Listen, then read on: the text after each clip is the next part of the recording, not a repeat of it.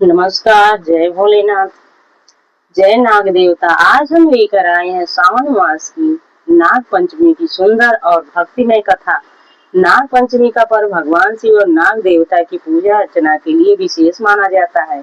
इस दिन श्रद्धालु नाग देवता को दूध, फूल, अक्षता और जल अर्पित करके श्रद्धा से पूजा करते हैं। मान्यता है कि नाग पंचमी के दिन नाग देवता की पूजा करने से घर परिवार में सुख, शांति और समृद्धि बनी रहती है। भगवान शिव के गले में विराजमान नाग देवता हमें भक्ति, विश्वास और धैर्य का संदेश देते हैं। इस पावन दिन भगवान शिव और नाग देवता का स्मरण करने से मन को शांति और सकारात्मक ऊर्जा मिलती है। तो आइए पूरे श्रद्धा और भक्ति भाव से कथा सुनते हैं।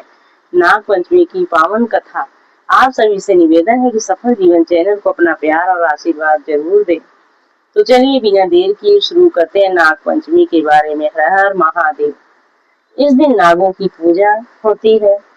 इस व्रत में चतुर्थी को केवल एक बार भोजन करें और पंचमी के दिन उपवास करके शाम को भोजन करें। चांदी, सोने, काठ या मिट्टी की कलम से हल्दी और चंदन की स्याही बनाकर 5 फण वाले 5 नाग अंकित करें। पंचमी के दिन पंचामृत, खीर, कमल, धूप, नैवेद्य आदि से विधिवत नागों की पूजा करें। पूजा के बाद ब्राह्मणों को लड्डू या खीर का भोजन करावें। पंचमी को नाग की पूजा करने वाले व्यक्ति को उस दिन भूमि नहीं खोदनी चाहिए।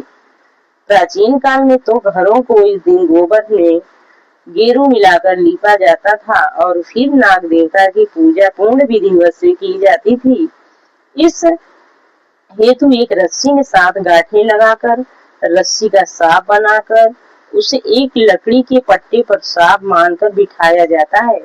हल्दी, रोली, चावल और फूल आदि चढ़ाकर नाग देवता की पूजा करने के बाद कच्चा दूध, घी, चीनी मिलाकर इसे काठ पर बैठे सर्प देवता को अर्पित करें।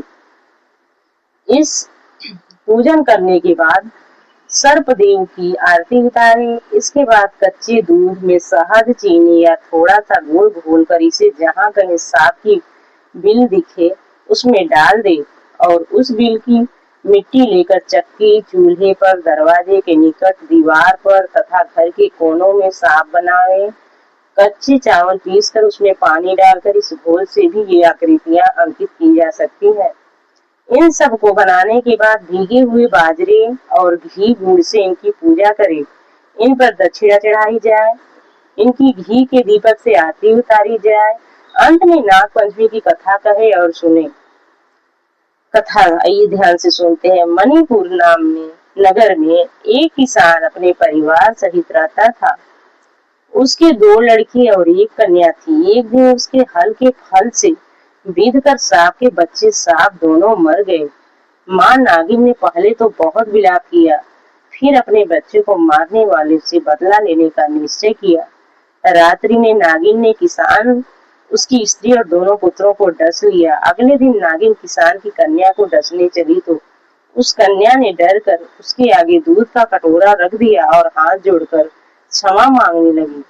उस दिन नाग पंचमी थी। नागिन ने प्रसन्न होकर लड़की से वर मांगने को कहा।